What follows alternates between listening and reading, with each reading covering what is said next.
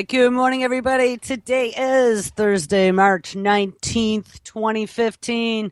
And this is Before the First Cup with Jules here on UCY.TV. Happy Thursday. It's 25 degrees and cloudy here in upstate New York.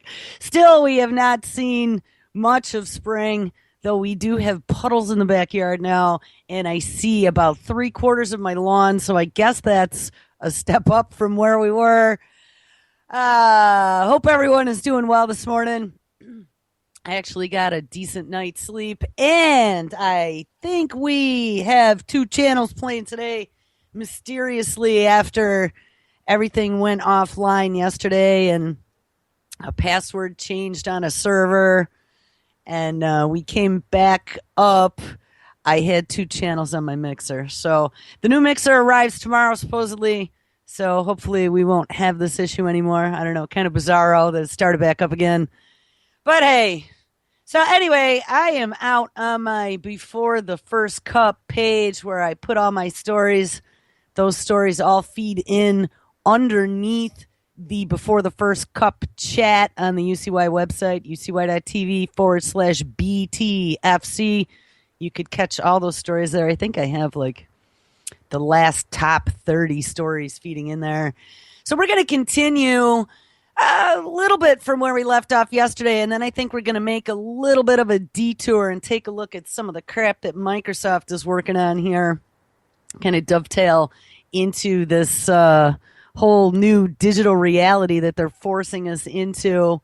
The title of the show yesterday was Desktop Nano Factories, Healthcare, Nanobots, and Immortality, and we, for the majority of the show, listened to an interview that I had found that I'd never seen before between Ray Kurzweil and Robert Freitas, who is very well endowed in the nanotechnology world. When I went through and started digging into some of his stuff, some of the research he's been involved in and the papers that he's written, this dude is the real deal. It's kind of scary, actually, some of the stuff that he's done. He had a very, very, very long website with just links to all of his publications. And I found it very interesting. I didn't have a lot of time yesterday. I have a lot of stuff going on here. But when I was poking around, I ran across one of the articles that he had co-written titled Non-Destructive, which, gee, thank God, Non-Destructive Whole Brain Monitoring Using Nanobots. And then a colon, Neural Electrical Data Rate Requirements. Well, damn! You know what? So I guess we're safe until we get the data rate up for sucking all of the info out of our brains. Let's just read a little bit of this because I just, even the title freaked me out. But, you know, from what we heard yesterday, that's exactly what they're planning. He was talking about how they can go into the brain, how they can monitor everything that's going on in our body, how we can go in and repair things. This is where they're leading us. And I don't know about you, but hey, having been in technology for probably more than half my life, I'm saying stop the truck, Chuck, because this is not where we want to go as a species. This amalgamation between humans and machines should not be happening. And if anyone asks what they're trying to distract us from with, you know, shootings and bombings and all, you know, economic collapse and all this other crap that's going on, this is exactly it. This is the usurpation of biology on planet Earth. You know, that Freitas yesterday had said that, you know, we talked about smart dust way in the past. You can go back to shows when I first started doing radio back in 2011, or yeah, actually it was probably the end of 2011 when we started that WTF show. I remember that's how I met Madison Rupert, was talking about smart dust on that show one night, and he was a caller and he called in to have a discussion about smart dust. So, I mean, that was like 4 years ago. I'm sure it's come much further along than it was back in those days. HP was working on smart dust for quite a number of years. I know that actually there was an article I had found the one time, but I'm not going to go look for it right now. There were a whole bunch of other companies, but basically it was nano-sized material that, they've told us that we can already put the computing power of a desktop into a cubic micron.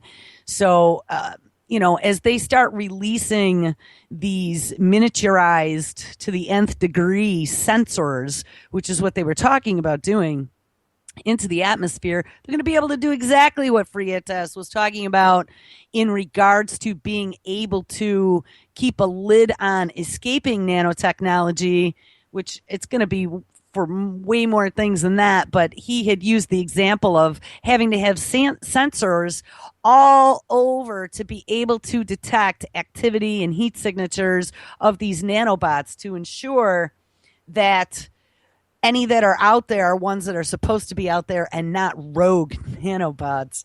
Now, rogue nanobots, self-replicating rogue nanobots, that should be your ultimate nightmare. It is mine. All right. Anyway, let's read a little bit of this document that Robert Freitas co-authored, Non-Destructive Whole Brain Monitoring Using Nanobots. It says nanorobotics, a promising future medical technology, may provide the ultimate tool for achieving comprehensive, non-destructive, real-time, in vivo monitoring of the many information channels in the human brain. Again, why do you think the Brain Project is going on? This is one small facet of a very large picture that is forming that is not in our best interest. This paper focuses on the electrical information channel and employs a novel electrophysiological approach to estimate the data rate requirements, calculated to be 5.2 plus or minus 1.13 times 10 to the 16 bits per second in an entire living human brain for acquiring, transmitting, and storing single neuron electrical information using medical nanorobots corresponding to an estimated synaptic process spike rate of 4.31 plus or minus 0.86 times 10 to the 15 spikes per second. Introduction.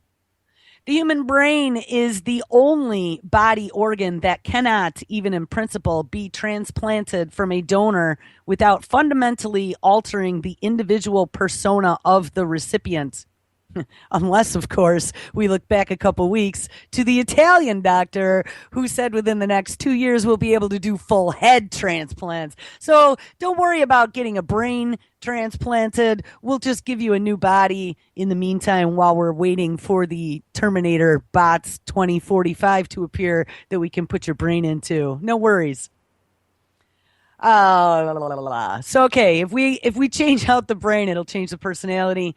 Information pertaining to brain structure, neural connectivity, neurotransmitter activity, cellular and organ level neurological function, and higher mental states, including personality and self-awareness, can be permanently altered or lost as a result of physical trauma, pathogenic disease, and a variety of common degenerative disorders such as ALS, Alzheimer's, Huntington's, and Parkinson's diseases. Hey, they're working on all that as part of the Brain Project.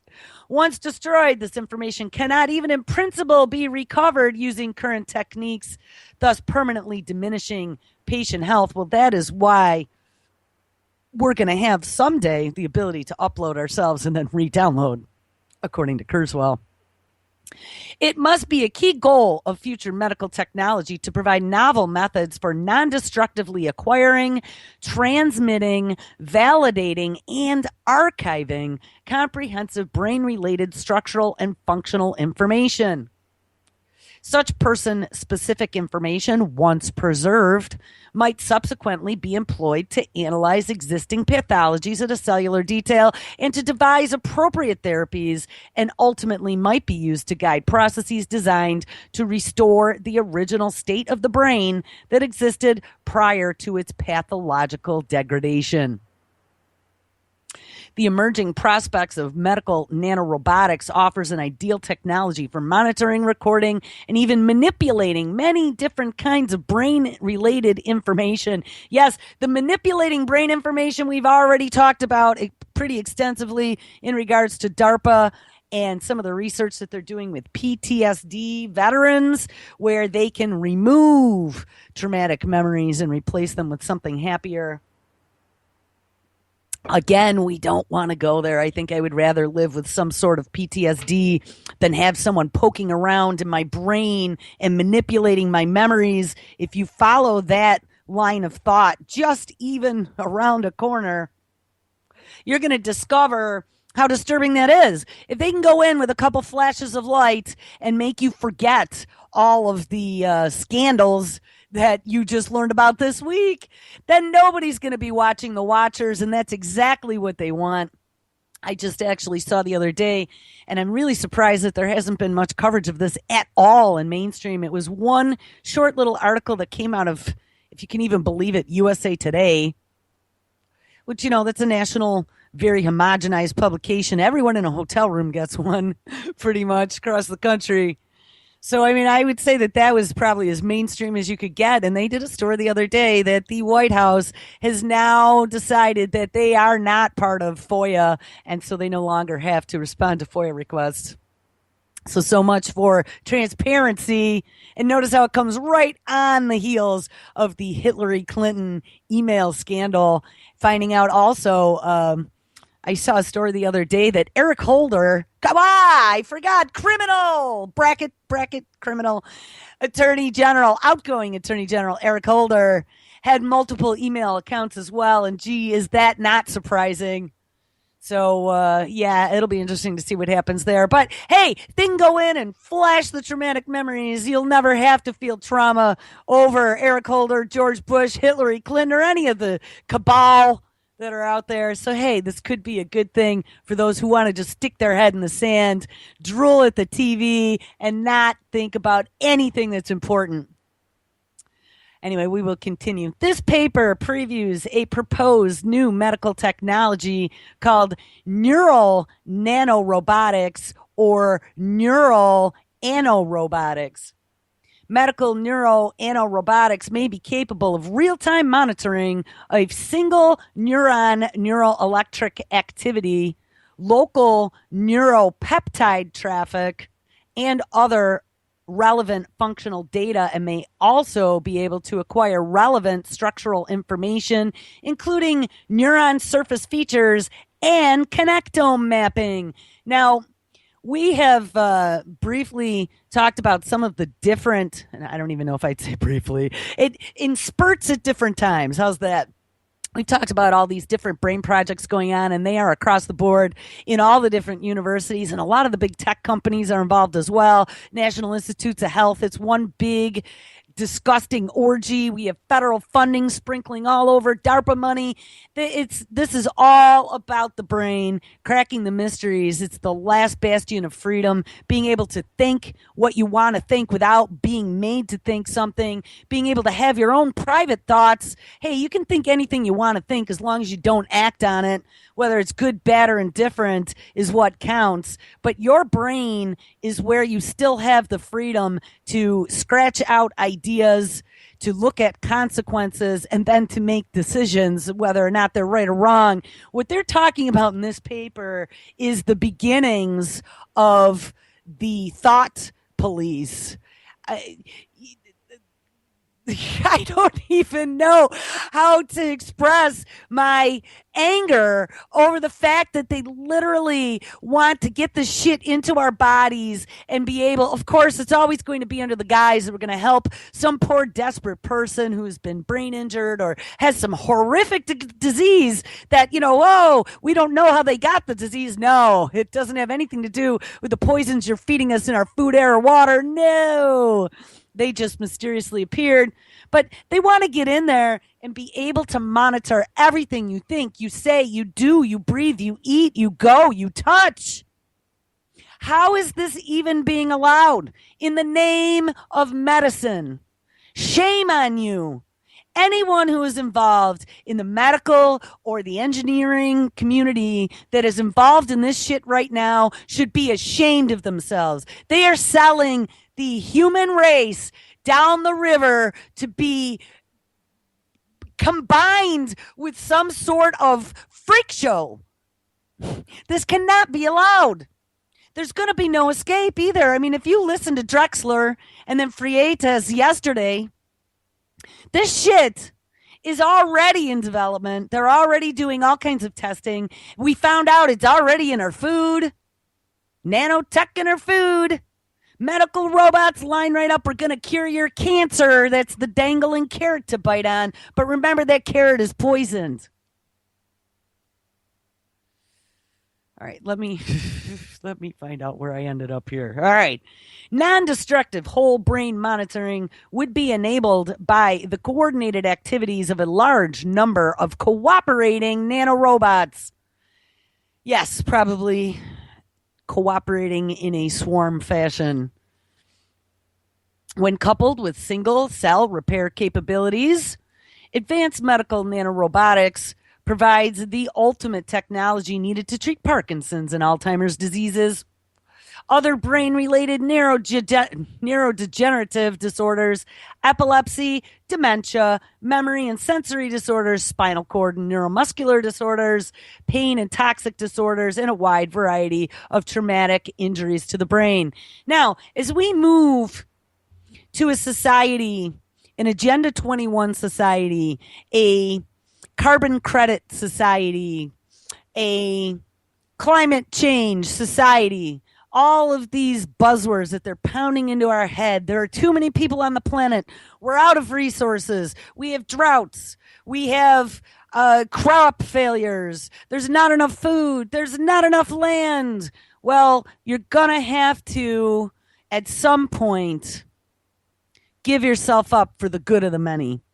And what I'm seeing here, as we're watching euthanasia and the ethics of euthanasia be debated in different countries across the world, Belgium was the one that comes to mind. And I just saw, I don't remember which country it was, maybe it was France, where they were just debating now, and they were looking at passing legislation to make it legal to allow people to end their own lives on their own terms. And hey, I'm not arguing with that. I mean, if you're really sick and you're dying, do you really want to sit there and suffer for weeks or months on end in a hospital bed when you know what the end inevitably is going to be? Or do you want to end it with dignity? I mean, that's your own personal choice, and I don't think that anyone should have anything to say about that. But on the other hand, as I dug into eugenics, and probably 6-8 months ago, I had really dug in deep into eugenics and the history of eugenics and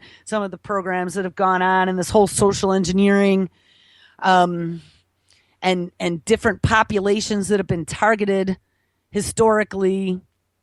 They've really put it into our heads that life is not sacred and that one life is not necessarily important in the grand scheme of things. And I hate to tell you, but as I'm digging, and I never appreciated this. I mean, this tends to be something that's more of a religious end of things, to look at the sanctity of life, and I've never been quite a religious person. Maybe from an academic perspective, I've studied lots of different religions and creation myths and destruction myths and that type of thing. But from a theological perspective, I don't think I ever really looked at life as something that was given to us as a gift. But I have to tell you, being a parent and being the number one individual that was involved in carrying that life for 9 months, and then digging into eugenics and understanding this whole plan for population reduction that they're working on here, I have to tell you, this is again a whole nother piece of social engineering. As we watch daily children get blown up overseas and drone bombings and pointing fingers that this country is our enemy and this group of people is our enemies because we've been told that they're our enemies, and it's okay that we've slaughtered thousands of people in the name of keeping you safe. You start to see that when I see videos now of large numbers of dead bodies, and go out and look at some of the Pig Mine playlists. There's all kinds of horrible playlists of just bodies strewn around and stuff. And I know I'm even like laughing like it's funny, and it's not even funny. But we become so desensitized to the loss of life now that it doesn't even faze us anymore. Well, that should cause alarm bells to ring. It doesn't faze us anymore that millions of people are dying needlessly at our hands. That is engineered societally, because in the end, what they want us to do is to give it up for the collective. See, we're not worth anything if you're not adding to the GDP. If you're not contributing to the society, if you're homeless, if you're sick, if you're injured, if you're old, you're not worth anything to the people who are running the show, to the people on the stock markets, to more than 50% of our Congress who are millionaires. You are a thorn in the side. You're costing us money. And I really think that that's what this is all about. So, in the interim, they're going to pretend that you're so important, that they want to help your ills, that you're injured and disabled and you have all these physical problems. So step right up, because you poor people, we care about you and we're going to fix your problems. All you got to do is take this new fangled technology that we've been developing, and they're going to fix everything. But what you don't understand is that you are Generation 1 guinea pig. Step right up, because that's all you are. You're worth something still. You're worth them erasing the bottom line item budget for research and development, which, of course, for any biopharma company that's out there, any nano company, any mad science gone mad company that's out there that hasn't had any type of approval for stage 1 human trials, you are the cash cow.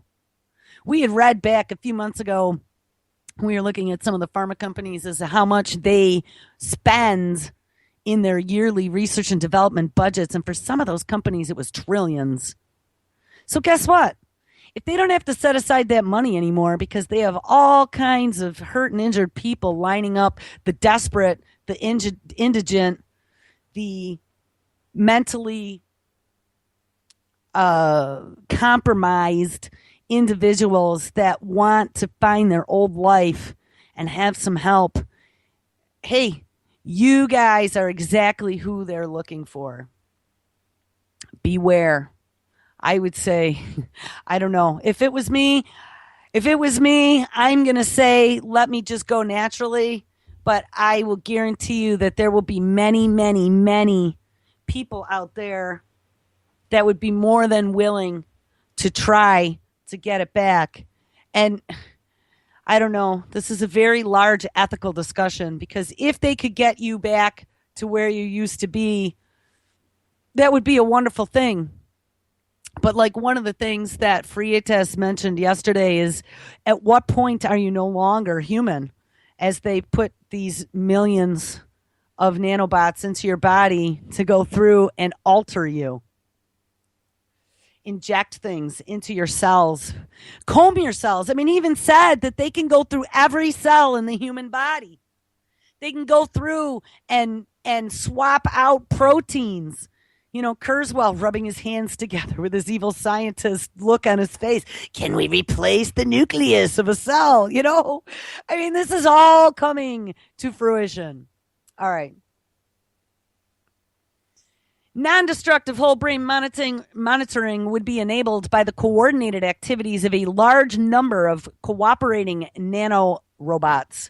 When coupled with single cell repair capabilities, advanced medical nanorobots provide the ultimate technology needed to treat Parkinson's and Alzheimer's and other brain-related neurodegenerative disorders, epilepsy, dementia, memory and sensory disorders, spinal cord and neuromuscular disorders, pain and toxic disorders, and a wide variety of traumatic injuries to the brain. The advent of medical nanorobotics requires the ability to build nanorobotic devices and to produce these devices in sufficient therapeutic quantities to treat individual patients. The most advanced medical nanorobots will likely be fabricated using diamondoid materials. Yes, we heard about the diamond nanorobots yesterday.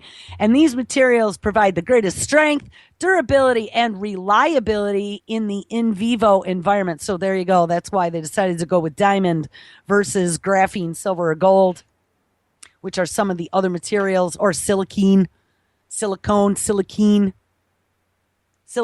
That's the single celled sheet.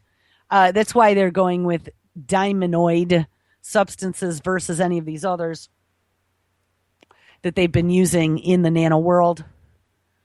The practical technical foundation for advanced medical nanorobotics requires answering a fundamental question: how to build nano diamondoid robots. Starting from current manufacturing technologies to answer this question is the main subject of an ongoing international collaboration whose principal objective is the construction of a nano factory. Yes, we talked about that yesterday too, capable of mass manufacture of medical diamondoid nanorobotic devices for medical treatments. Now, that was from 2006, that reference there, and that interview we heard yesterday.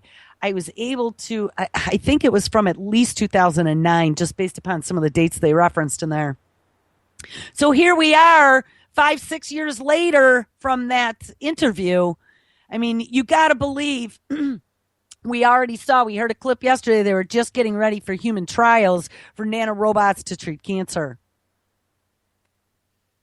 Possible general methods to achieve massively parallel molecular manufacturing technologies, such as a nanofactory, have been reviewed in literature, and methods for controlling individual and large numbers of medical nanorobots are also the subject of current research.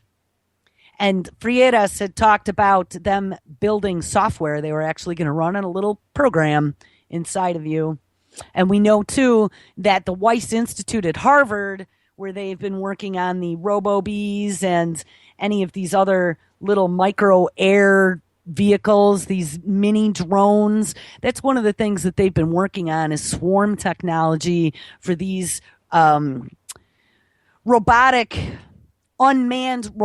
devices to be able to interact and work together in large swarms like bees do, or ants, for example. An ongoing PhD thesis effort is investigating the potential feasibility of real-time, non-destructive whole brain in vivo monitoring of the many informational channels of a human brain, in particular single neuron electrical information, local neuropeptide traffic, and other relevant functional data, and a comparison of the whole brain data rate monitoring requirement with the theoretical capabilities of medical nanorobotics is the first step in assessing the viability of this future technology. This paper goes on for a very long time, and there's lots of mathematical calculations in here after this. Let me see if there's actually a date on this paper at the very top. Would be nice if they would have put a date on it. There is not, but I'll drop that in the chat. Read it and weep. It's very disturbing to me. There we go. Nanomedicine.com is where that came from. I haven't dug into that site anymore, but I bet there's lots of good stuff out there. I saw out a science alert out of Australia this morning. A story has come out. New Alzheimer's treatment fully restores memory function. Of the mice that received the treatment, 75% got their memories back. So don't think this isn't already going on. I'm not exactly sure what they did in the study, so let's read it. But the brain is where they are focusing like a laser their research right now, as well as nanorobotics. All right, this story. New Alzheimer's treatment fully restores memory function. Australian researchers have come up with a non-invasive... This is something actually I saw last week about using ultrasound. And if we go back to 6 or 8 months ago when we looked at some of the DARPA technologies for erasing and restoring memories, one was using light flashes, 2 was like a brain implant, and 3 was using sound waves. Australian researchers have come up with a non-invasive ultrasound technology that clears the brain of neurotoxic amyloid plaques, structures that are responsible for memory loss and the decline of cognitive functions in Alzheimer's patients. They don't tell you how you get the amyloid plaques. They don't tell you that it may have something to do with aluminum or GMO or any of the other chemicals that are in the air. We just have this, or that it is now they're thinking related to bovine spongiform encephalopathy, mad cow disease, malformed proteins. Dell had dug up a little bit of research in regards to malformed proteins. And Dell, please excuse me because I don't remember the details of that, but we should dig into that one of these days. There is a direct correlation between Alzheimer's, mad cow, CVJD, CVD, they call it the Krupchev-Jacobs disease, the chronic wasting disease that we see in deer. Basically, it makes your brain Swiss cheese. All right, let's read a little bit more. If a person has Alzheimer's, it usually is the result of a buildup of two types of lesions, amyloid plaques and neurofibrillary tangles. Amyloid plaques sit between the neurons and end up as dense clusters of beta amyloid molecules and a sticky type of protein that clumps together and forms plaques. Neurofibrillary tangles are found inside the neurons of the brain, and they are caused by defective tau proteins, or DAO, T-A-U, that clump together in a thick, insoluble mass. This causes tiny filaments called microtubules to get all twisted, which disrupts the transportation of essential materials such as nutrients and organelles along them, just like when you twist up a vacuum cleaner tube. Hey, listening to Freitas yesterday, he had talked about being able to use nanorobots in your arteries to be able to clean out plaques. Wonder if they could do the same thing, sending them right into the neuron tubules to clean out the pent-up proteins. As we don't have any kind of vaccine, which I bet's a good thing, or preventative measures for Alzheimer's, a disease that affects 343,000 people in Australia and 50 million worldwide. It's been a race to figure out how best to treat it, starting with how to clear up the buildup of defective beta amyloid and tau proteins from a patient's brain. Hey, the nanorobots will do that. Don't worry about it.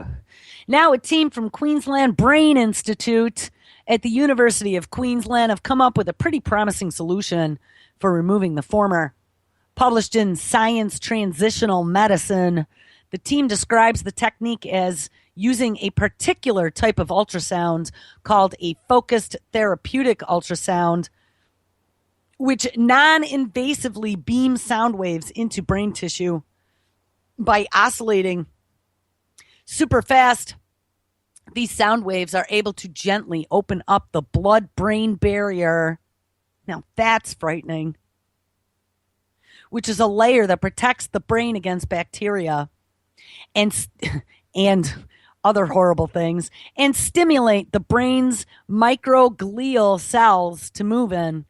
Microglia cells are basically waste removal cells. So once they get past the blood-brain barrier, they are able to clear out the toxic meta-amyloid clumps before the blood-brain barrier is restored within a few hours. Now, I'd like to understand a little bit more about this. So our microglia, M-I-C-R-O-G-L-I-L-A, are those cells normally allowed into the brain? Or are we hijacking the blood-brain barrier with high-frequency sound to allow these cells into the brain temporarily to clean it up, and then they put the border back down? I don't know about that. We'll have to dig into this. The team reports restoring the memories of 75% of the mice they tested it on with zero damage to the surrounding brain tissue. So I guess that's great. And you'd hope that there wouldn't be a lot of damage to the brain using ultrasound, since they do it 2 times. If you're near 40, at least, they do it at least 2 times to the developing fetus in your uterus. So if it caused brain damage, I would say that ultrasound for checking on a developing fetus would be right out as well. They found that the treated mice displayed improved performance in 3 memory tasks: a maze, a test to get them to recognize new objects, and one to get them to remember the places they should avoid. Quote, "We are extremely excited by this innovation of treating Alzheimer's without using drugs." So that is definitely a bonus. The word breakthrough is often misused, but in this case, I think it really does fundamentally change our understanding of how to treat this disease, and I foresee a great future for this approach.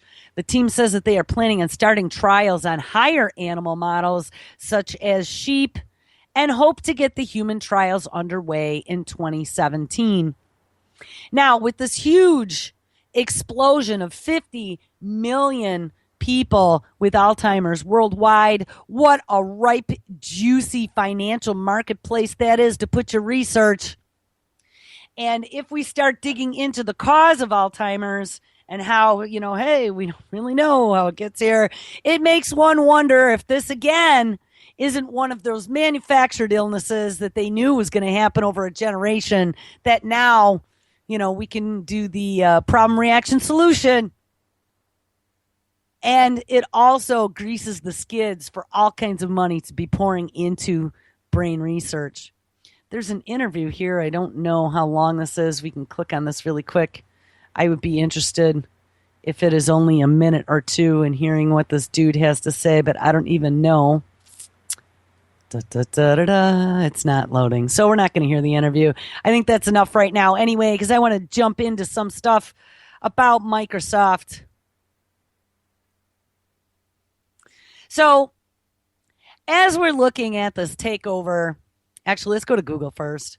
From October of 2014, there was a clip that came out. I'm going to connect here, from a local affiliate in Denver.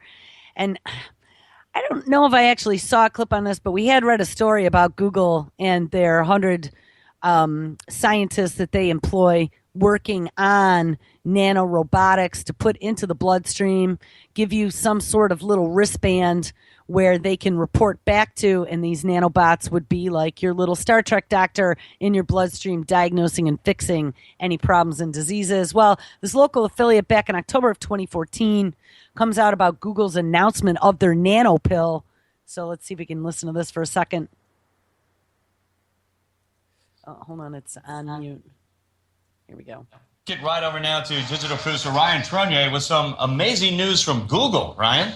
Soon you can take a daily pill that monitors your health for signs of cancer and other diseases. Google announced they're using nanoparticles that seek out and attach themselves to cells and proteins inside the body, and a wearable device that would monitor the activities of these nanoparticles. The goal is to provide an early warning system for disease, and the tech company claims we won't have to give blood or urine samples anymore, and that we'd only visit a doctor when the warning system indicates problems. Project Nanoparticle is the latest from Google's semi-secretive Google X facility, who created Google Glass and is currently perfecting the driverless car. Now, Lionel, Google is super serious about this pill, and they'll say we'll see it in 5 years. Look, now, here's the thing. This should be very concerning to us, that we have these tech companies that are now diving into nanorobotics and getting nanobots into our bodies to be able to diagnose and fix things. If you realize that Ray Kurzweil is now the director of engineering at Google, it seems to make a lot more sense. But did you hear what he said? You're not going to have to give blood and urine samples, oh, thank God, or go see a doctor unless it's something that's very serious that the nanobot decides you should go see a doctor. And if you then couple that along with what we've seen with Obamacare, government regulated healthcare, precision medicine, the electronic health records database, the ability for doctors to keep up with the influx of all the patients now that they're trying to give everyone, which really isn't working, healthcare, electronic medicine, being able to use remote diagnostics. This makes a lot more sense. The whole puzzle is being put together. Driverless car is one thing, but detecting cancer with a pill, that would be incredible. I hope it works out. Yeah, the company says that Google, or one of the things that we do wrong with cancer screening is that it's always diagnosed too late, right, and that 80% of cancers are preventable in the first phase. All right, Ryan. Great story. Thanks. And I mean, I'm not saying detecting cancer early would be a bad thing, because it absolutely would not be. But, to understand the technology behind nanorobotics, and then to be a guinea pig for this technology, be one of the first to line up like some of these people that are lining up for some of these experimental vaccinations. I don't know if I'd want to be 1.0. This is just not the way that it should be. All right. So anyway, now let's jump off. We're going to talk about Microsoft, because Microsoft is also in the game. One of the Microsoft founders also has his own immortality, longevity project going. So don't think that Microsoft isn't a part of this. Bill Gates, who still has jumped back in as interim or part-time, I don't even know what title they gave him this time, but Billy Gates is still involved in Microsoft. He came back for a little while to kind of help direct the company. But he's also, we saw the other day, invested in large manufacturing facilities for some of these newfangled vaccines that they're coming out with using these newfangled technologies. So don't think Billy doesn't have something to do with this.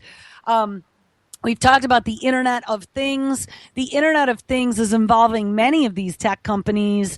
Samsung, Cisco. Cisco owns probably 90% of the global Internet backbone. Google.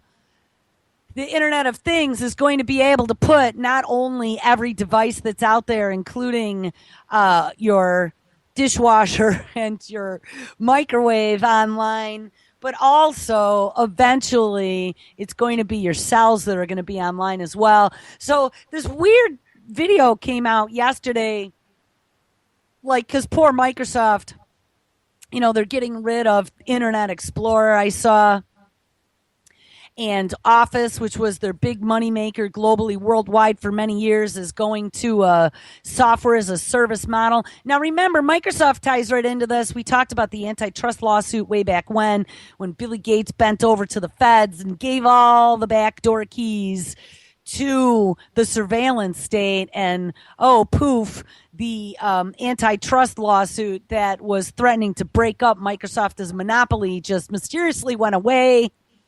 Microsoft has been part of this control structure for a long time. Microsoft managed to get their software on desktops in every single developing nation that's out there. He was meeting with world leaders in countries that our government hadn't been to in years, that we had embargoes and whatever against.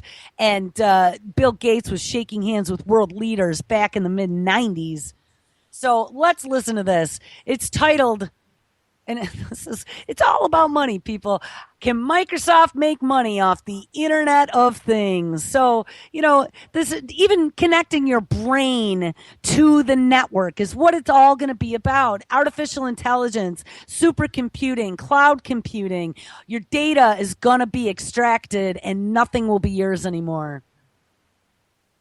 One of the things that's happening is, if you look at our lives today, you have computing everywhere. It's ubiquitous. And the one thing that happens when you have computing everywhere and all that computing is connected, you collect a lot of data. In fact, and once they get the nanorobots connected, that's what Freitas was talking about yesterday. We're going to have data streaming from millions of points every second. Analysts estimate something like, first of all, there will be 30 billion or so of these internet-connected devices, generating something like 44 zettabytes of data by 2019. And the thing that happens, though, is with all this data, the key is to figure out how to get to insights. So I think about this as, in all this big data, the real currency is finding the small patterns, and then to be able to act on that insight, either in Yeah, well, here you go. Finding the patterns and then acting on the insight. Anything that's been put into a database can be sliced and diced, and you can start seeing trends. That is very important for executive managers in a business. That's what we did. That's what I did when I was in the corporate marketplace. That was my last big thing that I was doing for a job, was collecting data in a database and slicing and dicing for executive managers to look at trends. That's how you can decide what products are working, what products aren't, where you want your future. You start seeing growth in a certain trend. And guys, once our data, not only what we're doing or where we are, which is what they're doing right now with GPS tracking of our cell phones and whatever, but we're talking, I mean, once you get to the nanorobotics evolution here, we're talking about blood levels. We're talking about thoughts. We're talking about chemicals. We're talking about thought crime.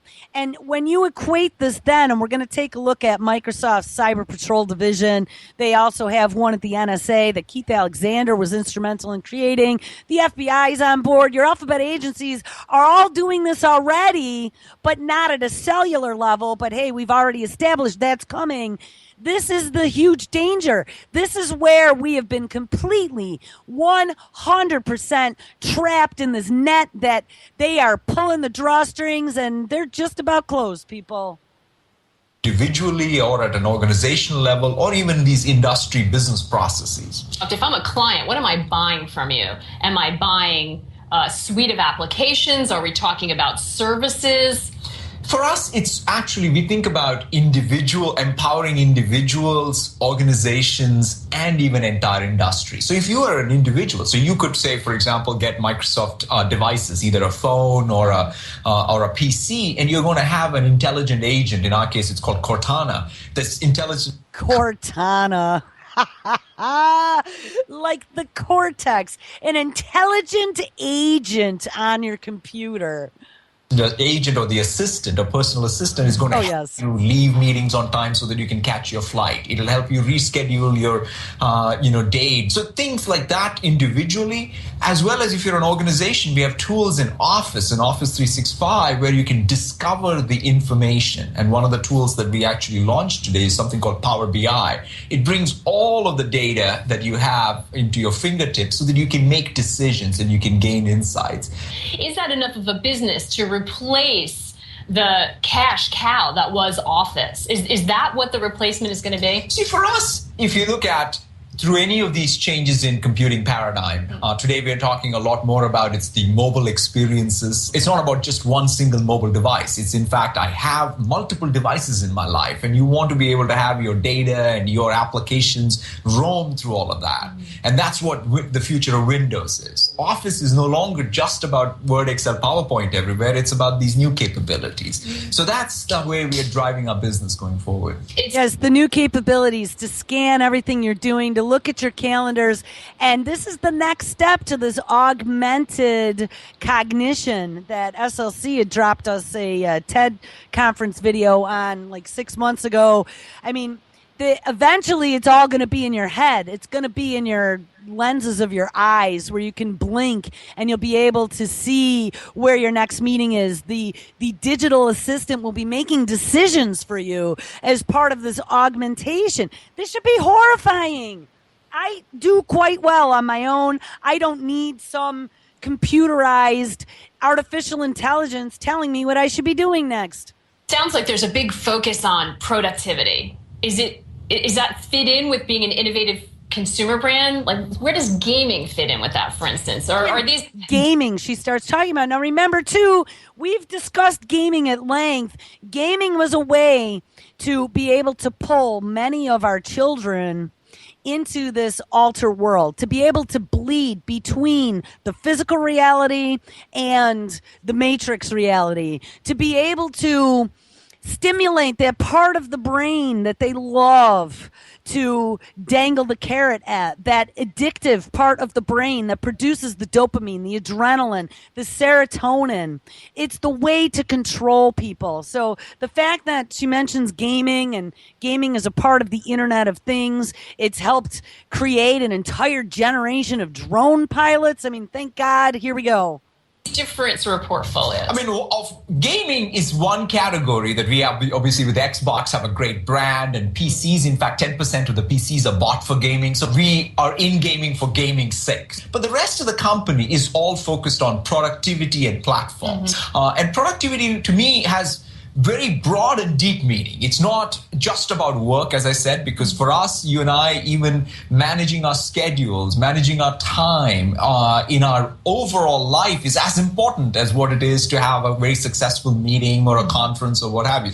We've seen reports that people are not buying new PCs, they're not refreshing their PC purchases. Is that going to impact your business based on what you just described to me? I mean, overall, if you look at what's happening, as PCs have some headwind, there's tailwind in new device categories. There's new tablets, there is new smartphones. These are all categories that Windows now spans. So I don't define our long-term success based on one form factor's rise or fall. It's a question of, are we reinventing our software, our operating systems, our devices so that it can span what's going to be an ever-increasing set of devices that we use in our lives.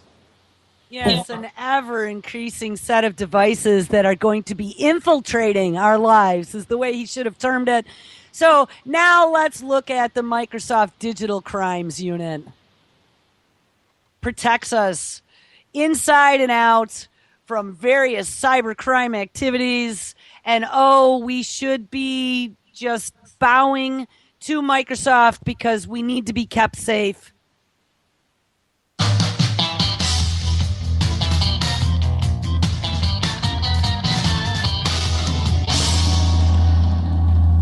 I'm at the Cybercrime Center, and I'm here with Richard Boscovich, Assistant General Counsel for the Digital Crimes Unit. Wow, I feel like I'm on a movie set. We've got an evidence room and a forensics lab. This is really cool stuff, and you get to work here. Yes, we envision this as really allowing us to pull all our resources together even better, having a space where we could really collaborate amongst each other in the company, but also to bring in academic, industry, and law enforcement partners to further the fight against criminals. Wow. The objective here is to get everybody together to be able to analyze malicious code, take a look at what's going on the internet, and what are some of the new threats that are coming up that are targeting people. That involves reverse engineering malicious code, doing static analysis, and then trying to figure out who's controlling the particular malware and who's behind the botnet in particular. And once if you're listening to how this guy's explaining this is very much what that Robert Freitas was saying yesterday in regards to tracking nanobots, to see who owns them, to see whose code it is, to be able to track. They have these large charts that they're looking at trends, just like the dude before talking about, the new Internet of Things with Microsoft. This is what they're doing, people. It is to collect all of our data once our data is online and to be able to track it all. Every single bit of it. And having Microsoft Digital Crimes Unit where they're bringing together law enforcement across the world and universities and researchers into one place and be able to pinpoint and learn to track data. This should be very concerning to every single one of us. we figured that out, we then come up with a legal strategy so that we could take proactive action against it. Okay, so basically what you're saying is you protect me from people stealing my personal information, people taking over my computer when I don't even know it, or sending spam, those types of things? Yeah, I mean, for example, some of the threats we've taken down in the past were to access your finances. A person would go ahead and type in a particular bank.